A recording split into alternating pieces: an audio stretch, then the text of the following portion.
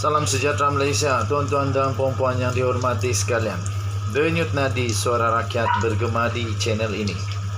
Hari ini ada satu berita yang amat mengejutkan dan pasti menakutkan Datuk Seri Najib Tun Razak, di mana pegawai bank yang telah terlibat di dalam pemindahan wang ke dalam akaun Datuk Seri Najib Tun Razak telah mengaku di mahkamah, tuan-tuan dan puan-puan.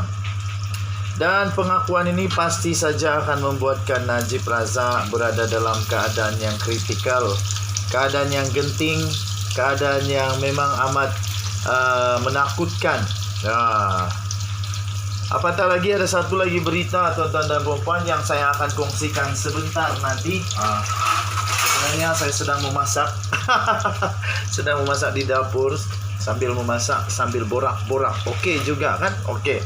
Apatah lagi ada baru saja sebentar tadi diterima satu berita yang amat buruk bagi Datuk Seri Najib Tun Razak berkenaan dengan permohonan beliau untuk mendapatkan hikmat bagi Queen Council. Okey. Nampaknya peluang untuk Datuk Seri Najib Tun Razak mendapatkan hikmat daripada Queen Council atau Peguam Diraja United Kingdom agak tipis sekarang ni, tuan-tuan dan puan. Saya goreng ikan, sedap. Sekali-sekala menggoreng, kita tolong isteri, okey juga kan? Okey. So daripada mahkamah yang baru sebentar tadi diterima, pegawai bank yang telah terlibat ataupun bertanggung jawab di dalam pemindahan ke dalam akaun Datuk Seri Najib Tun Razak sebanyak 45 juta ringgit Malaysia telah mengaku. Pegawai bank telah sahkan bahawa lebih daripada 45 juta dipindahkan ke akaun Najib Razak. Mahkamah Tinggi Kuala Lumpur diberitahu memang ada jumlah wang sebanyak 45,8 juta ringgit Malaysia telah dipindahkan ke dalam akaun peribadi M-Bank milik Datuk Seri Najib Tun Razak melalui Vista Equity International Partner Ltd Barbados di antara Oktober dan Disember 2014 yang lalu. Naib Presiden Jabatan Operasi Perbendaraan di M-Bank Malaysia Berhad, Salmah Damanhuri, ketika membacakan kenyataan saksinya berkata bahawa dana itu berjumlah 40 juta ringgit Malaysia itu dalam pound sterling, Great Britain pound sterling, sebenarnya memang telah dimasukkan ke dalam akaun peribadi Datuk Seri Najib Tun Razak.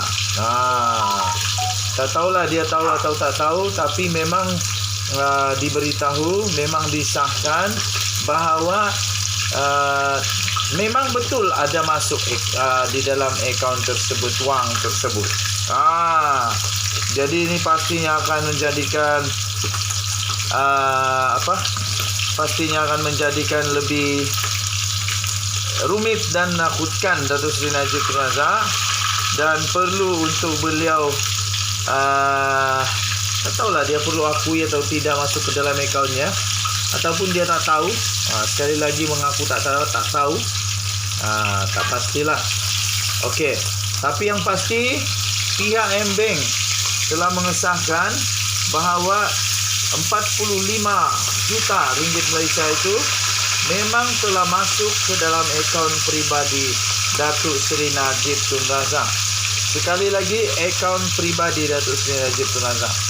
Ini pasti satu berita yang tak baik bagi Najib Razak. Memang amat menyusahkanlah.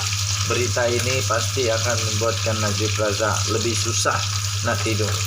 Okey, so sebentar lagi, tuan-tuan dan puan-puan, saya juga ingin kongsikan kepada tuan-tuan dan puan-puan ada satu lagi berita yang memang agak mengejutkan juga. Memang agak mengejutkan juga apabila tentang Queen Council. Saya akan kongsikan nanti, tunggu. Kita jumpa lagi. Bye-bye. Denyut nadi suara rakyat bergema di channel ini. Bye-bye.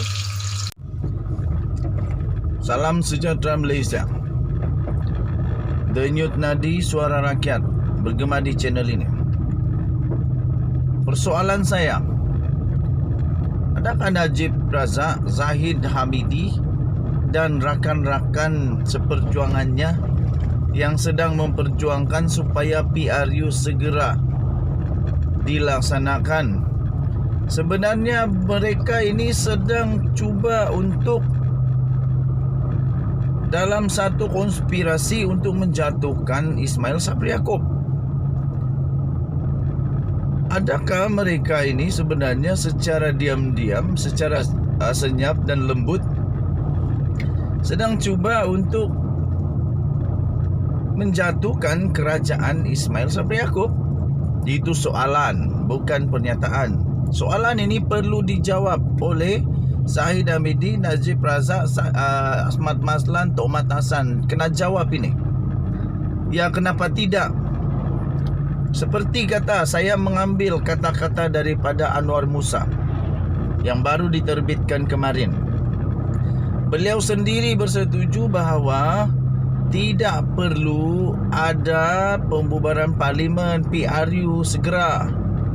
Tidak perlu mendesak kerana kerajaan sekarang stabil.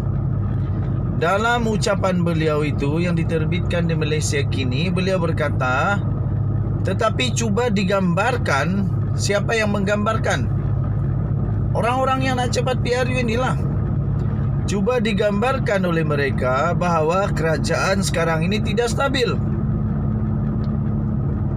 Kerajaan ini perlu dibubarkan.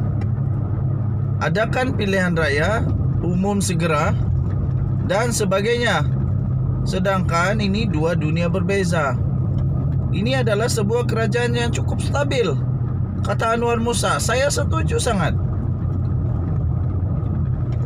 Dengan cara mereka nak PRU segera, seolah-olah mereka sedang menunjukkan kepada seluruh dunia, kepada rakyat Malaysia bahawa kerajaan sekarang tidak stabil. Kerana untuk mau segera pilihan raya, hanya ada beberapa sebab.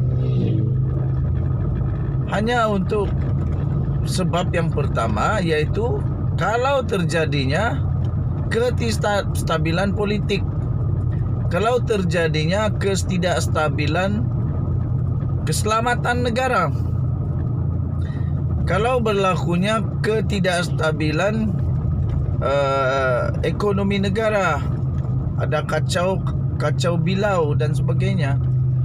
Tapi sekarang ini dalam perjalanan okey. Walaupun ekonomi negara sekarang memang tak berapa nak bagus, tapi kerajaan sekarang yang stabil ini sedang berusaha untuk memperbaiki. Kita nampak usaha mereka. Kita nampak kerajaan pimpinan Datuk Seri Ismail Sabri Yaakob memang betul-betul sedang berusaha. Tak boleh dinafikan, memang betul-betul diorang sedang berusaha untuk memperbaiki keadaan sekarang ini. Malangnya, orang-orang yang nak cepat sangat pilihan raya ini, kalau ada peluang di setiap acara, di setiap konvensyen perhimpunan apa sajalah, pasti ada desakan. Pasti ada desakan supaya Perdana Menteri Ismail Sabri Yaakob membubarkan parlimen segera. Siap suruh berdiri lagi. Nak dibuktikan apa tu? Nak buktikan kerajaan tak stabil ke? Yang kesiannya, Ismail Sabri Yaakob berada dalam dua dilema. Dilema pertama, nak ikut ke kata kluster mahkamah ni?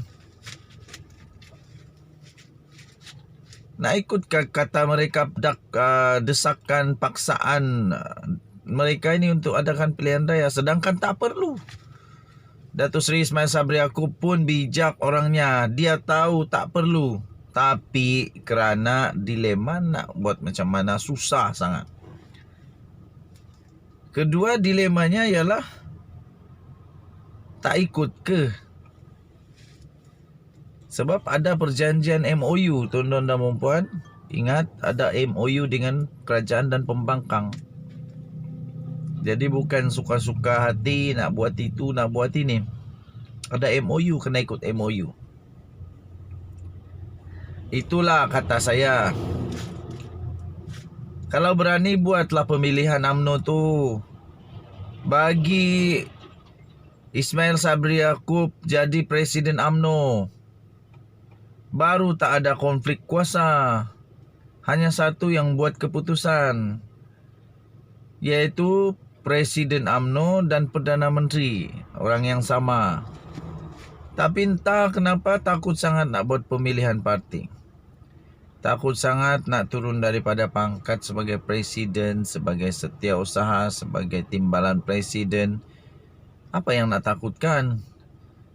Kalau kamu memang bagus, ada kuasa, ahli akan pilih semula. Confirm plus guarantee. Pasti ahli pilih semula. Tapi kalau takut, memang susah lah. Apa masalah dia dengan takut? Ada sesuatu yang mau disembunyikan? Tak tahu. Denyut Nadi, suara rakyat bergema di channel ini. Jangan lupa tekan butang subscribe, like dan share. Kamu komen banyak-banyak. Kita jumpa lagi. Bye-bye.